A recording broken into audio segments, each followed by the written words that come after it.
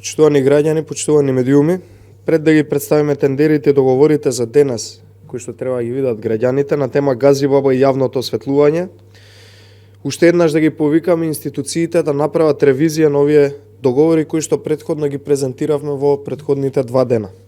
Реакцијата на СДСМ и градоначалникот Борис Ѓорѓиевски, кој што е претходен градоначалник од СДСМ во Газибаба, ја знаеме однапред што ќе биде и нема одговор уште еднаш зошто милиони евра се дадени за улично осветлување, а Газибаба се уште не е средена поднос на тоа прашање.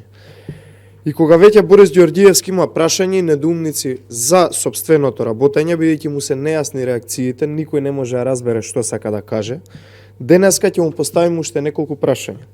Она што е важно е дека градоначалникот од СДСМ, кој што беше во Газибаба, Борис Ѓорѓиевски, откако склучил договор за паметно осветлување во висина од 1,7 милиони евра со ДДВ, кој што го презентиравме вчера, по исплаќањето на авансот од 340.000 евра, кој што беше исплатен во првите 10 дена, инаку 20% од целата сума, Ѓорѓиевски не издал никаков налог за работа до заминување на својата функција. Значи, го земале аванс од фирмата и 2 месеци ништо не сработеле, бидејќи градоначалникот не дал никаква насока или налог писмен за работење. Односно за извршување на дејностите согласно договорот кој што го потпишал и местење на лед светилки, што уште еднаш покажува дека им било единствено важно само да го исплатат авансот пред изборите во август и толку. Повеќе ништо не се сработило додека бил градоначалник. Дали граѓаните ќе имаат бенефит или не, воопшто не им било важно, ниту на надзорот, ниту на фирмата, ниту на Борис Ѓорѓиевски. Со овој договор требало да се постават смарт светилки на над 60% од светилките во цела Газибаба. Замислете, наместо да се издаде налози од страна на градоначалникот за поставување на нови лед светилки, паметни светилки, да се менуваат на триумовите светилки, како што велат и во реакцијата, Борис Ѓорѓиевски пред заминување од функцијата на 13. октомври 2021 година склучува уште 2 договори, еве ги 13.10, согласно архивските бројчиња, склучува уште 2 договори за реконструкција и одржување на светилки во вредност од по 2 милиони денари, односно вкупно 4 милиони денари со ДДВ. Фирмата истата која што и претходното одржување го земала, одредена фирма Електро Микица Доел Скопје, а истите реони се каде што би требало и да се местат тие лед светилки. И главното прашање тука кое што ќе треба го одговори Борис Ѓорѓиевски, ако веќе има активен договор за смарт осветлување и ако менува натриумови светилки со паметни, зошто не дал налог да се постават паметни светилки, туку склучил 2 нови договори во висина од 4 милиони денари за одржување на старите светилки или така наречени натриумови. Почитувани граѓани, на скандалите им нема крај. Борис Ѓорѓиевски со вакви договори за осветлување во вредност од 2 милиони денари по договор, 2 милиони евра во време траење од половина година, Газибаба сега требаше биде осветлена како Париз, поосветлена од Париз, кој пак важи град за град на светлината.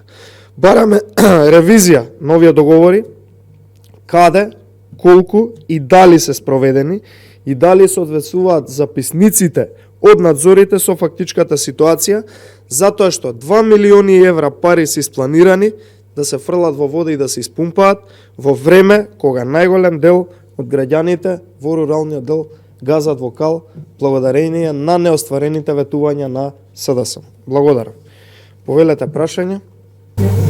Прашање сега околу изменениот закон за измените. Добро.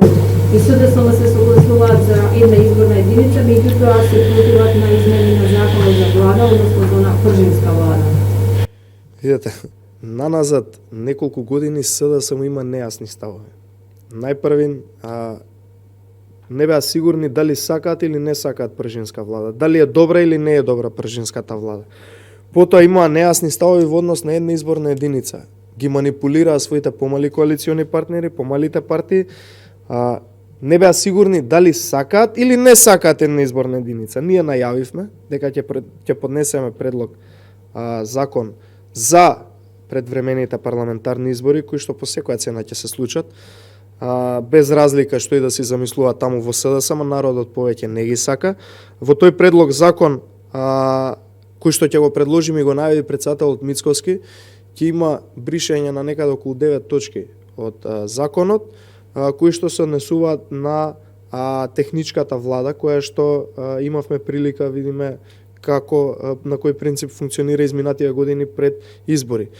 Поднос на тоа прашање, последиците кои што ќе произлезат од тој предлог закон, ќе биде враќање на моделот на функционирање на парламентарни избори или предвремени парламентарни избори пред 2016 година, што доколку сметаат дека се толку сигурни во победата, може да го прифатат и да го изгласат, а во однос на една изборна единица, ние како што рековме, подготвени сме да разговараме за тоа прашање, бидејќи ние сме честни во намерите, не сме како само и владата да ги манипулираме помалите партии, затоа си го кажавме јасно и гласно нашиот став.